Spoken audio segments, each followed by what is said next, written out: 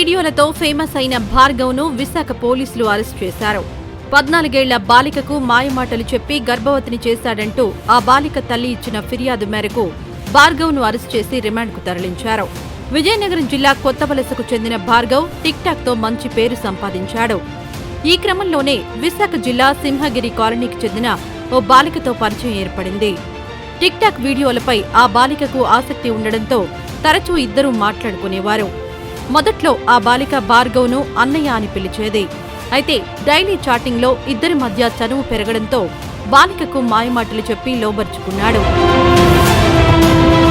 అయితే ఇటీవల బాలిక ఆరోగ్యంలో మార్పులు రావడంతో తల్లి డాక్టర్ వద్దకు తీసుకువెళ్లింది. ఆ బాలికను పరీక్షించిన డాక్టర్లు 4 నెలల గర్భిణి అని చెప్పారు.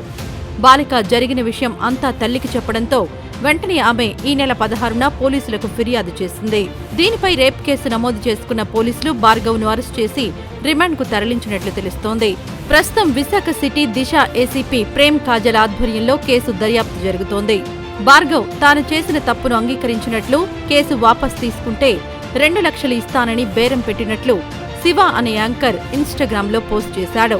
తాను వ్యూస్ కోసం ఈ మాటలు చెప్పట్లేదని, ఈ వార్తను బయటకు రాకుండా ఎక్కడ అడ్డుకుంటారోనని తాను పోస్ట్ చేస్తున్నట్టు చెప్పుకొచ్చాడు. అయితే ఇది ఎంతవరకు నిజమో చూడాలి.